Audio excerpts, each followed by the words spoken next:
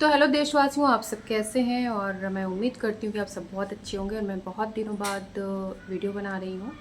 और आज के मुद्दे ये हैं कि कश्मीर में आप सभी ने देखा कि किस तरीके से अशोक की लाट को कुछ लोगों की क्या कहेंगे, कट्टरपंथियों ने उसको पत्थर से कूटा, उसको उसका विरोध किया।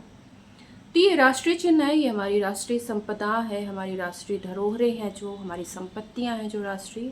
अगर कोई इनके खिलाफ कुछ ऐसी चीज़ें करता है जो बर्दाश्त नहीं की जानी चाहिए, तो मेरा तो ये कहना है कि जैसे ईश निंदा में कानून बना हुआ है वैसे ही एनएसए बना हुआ है, लेकिन ईश निंदा की तरह होना चाहिए कि अगर कोई भी कुछ गलत कहता है राष्ट्र के विरोध में, राष्ट्र की संपत्ति के लिए, राष्ट्र के चिन्हों के, राष्ट्रीय प्रतीकों के लिए, अगर कोई इस तरीके की अनर्गल बात करता है या अनर्गल कोई क्रियाकलाप करता है तो उसके ऊपर तुरंत कार्रवाई होनी चाहिए।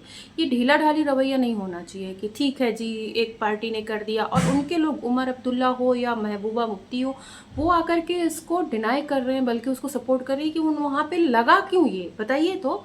कि अगर कोई एक हमारी राष्ट्रीय चिन्ह जो है वो कहीं एक अनावरण के लिए वहाँ पे लगाया गया, या जिन्होंने बनाया उनके उस पर एक राष्ट्रीय चिन्ह लगा हुआ है। आप भाई, राष्ट्रीय चिन्ह तो पैसे में भी है, आप क्यों उसको यूज करते हैं? आप अपना चलाइए ना नोट, अगर इतना ही है तो। मतलब अगर आप ऐसे जगहों पे, मतलब ऐसे देश में रहते हुए और देश के अंदर आपकी इतनी हिम्मत हो रही कि आप राष्ट्रीय चिन्हों के साथ ऐसे खिलवाड़ कर रहे हैं, आप उनका विरोध कर रहे हैं, आप जय हिंद नहीं बोलेंगे, आप राष्ट्रगान नहीं गाएंगे, आप वंदे मातरम नहीं बोलेंगे, वो नहीं गाएंगे, राष्ट्रगान में खड़े नहीं होंगे, राष्ट्रीय प्रतीकों का जो है वो अपमान करेंगे, अनादर करेंगे।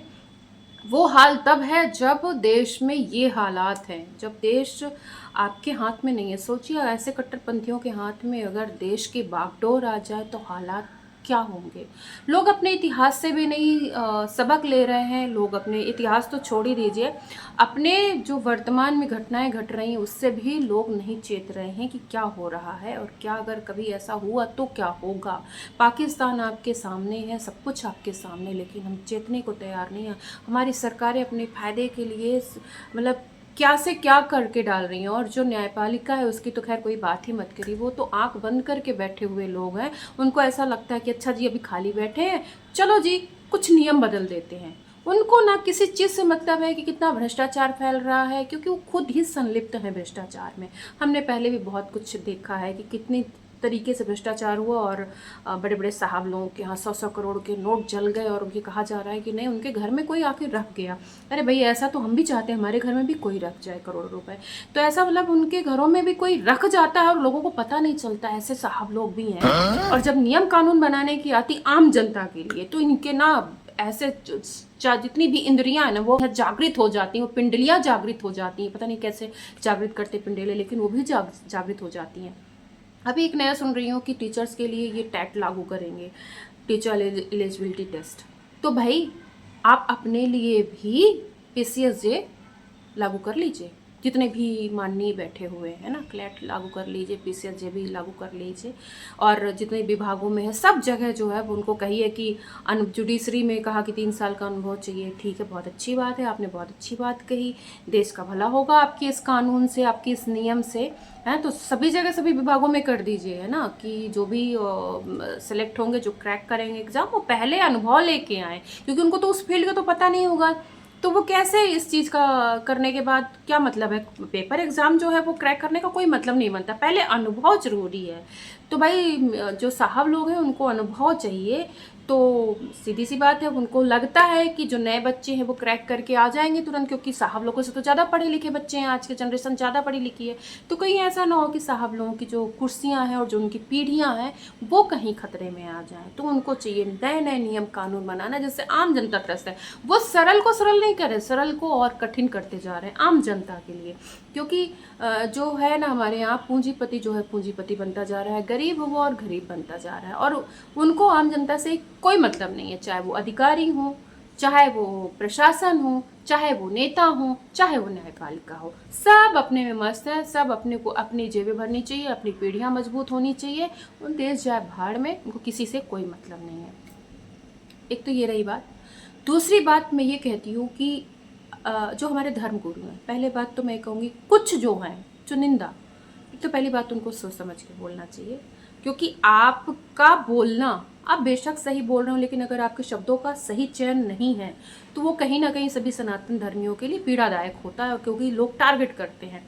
तो मैं कहती हूँ सभी धर्म गुरुओं को सोच समझ के बोलना चाहिए। और दूसरी बात, जो ऊट पटांग के जो रिपोर्टर्स हैं, या रिपोर्टर्स की मैं कहती हूँ उसमें कोई गलती नहीं होती, जो डिबेट कराते हैं उनकी कोई गलती नहीं, क्योंकि मीडिया वाले उनको टारगेट देते हैं कि आपको ये करना है, या वो सेट करके प्रोग्राम देते हैं कि उनको क्या करना है। तो जब ऐसी डिबेट्स में धर्म गुरुओं को बुलाया जाता है तो मेहरबानी करके हमारे धर्म गुरुओं को ऐसे डिबेट में नहीं आना चाहिए। मैं आज अभी एक उसमें देख रही थी, चित्रा त्रिपाठी जी हैं एक हमारे धर्म गुरु जी को बहुत ही बदतमीजी से उनसे बात करती, आप चुप रहिए, आप चुप रहिए, आप चुप रहिए, इनकी आवाज़ डाउन करिए, इनकी आवाज़ डाउन करिए। आप भाई ये अपमान कराने के लिए आप क्यों जाते हैं डिबेट्स में? क्यों जा रहे हैं? आप किसी रिपोर्टर की सुनने जा रहे हैं? क्यों? ये मुर्गा लड़ाई जो होती है, मुर्गों की लड़ाई होती है, आप इसलिए जा रहे हैं वहाँ पर? क्यों? क्यों आप सनातन का अपमान क्यों? क्योंकि आप लोगों का अपमान सनातन का अपमान है। आप क्यों ऐसी जगह पे जा रहे हैं? क्या ज़रूरी है आप लोगों को जाना? क्या बाध्यता है आप लोगों को जो आप टीवी चैनल्स में डिबेट में जा रहे हैं? आप अपने वक्तव्य दीजिए।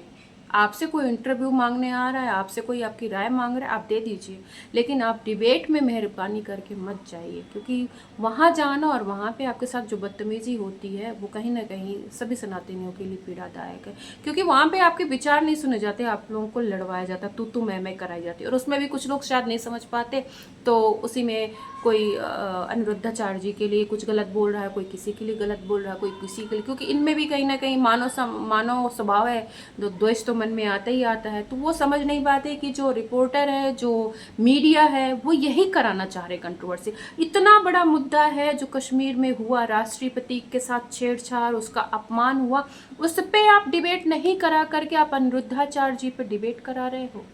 मैं कह रही हूँ वो ठीक है, वो जो बोल रहे हैं आप उनको मंद बुद्धि मानो, उनको किनारे करो, कौन उनकी बात सुन रहा है? मैं कहती हूँ पढ़ा लिखा समाज तो कोई नहीं उनकी बात सुन रहा है। अगर सुन भी रहा है तो ये उनकी अपनी वो है कि उनके जो अनुयायी हैं और उनको जो मानने वाले लोग हैं वो उनकी सोच समझ है।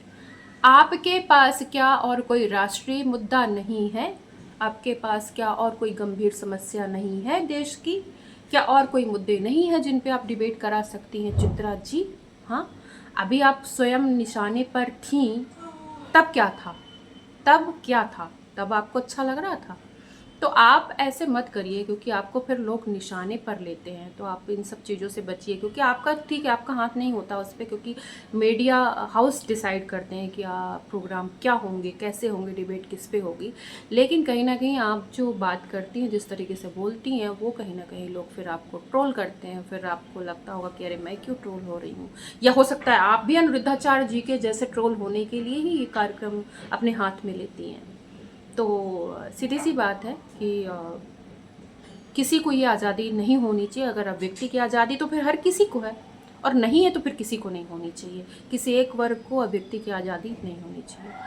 तो ये कुछ बातें थी। और बाढ़ से थोड़ी दिल्ली परेशान थी। दिल्ली क्या, सभी बहुत सारे जो ऊपर वाले स्टेट हैं वो सभी परेशान थे, और उसमें भी कुछ लोग पंजाब को लेकर के कुछ कंट्रोवर्सी करना चाह रहे थे, लेकिन सरकारों ने सभी को मदद की है जिस तरीके से मदद पहुंचाई जाती है, और उसको लेकर के कुछ करने की कोशिश की गई, लेकिन शुक्र है वो कंट्रोवर्सी नहीं हुई है। और दिल्ली में भी हाल बहुत बेहाल थे, लेकिन फ़िलहाल अभी आज मौसम ठीक है। तो मिले नए मुद्दों के साथ, नई बातों के साथ, तब तक बने रहिए और मेरा YouTube सब्सक्राइब करिए और देखिए, और मुझे सुझाव दीजिए और क्या हो सकता है।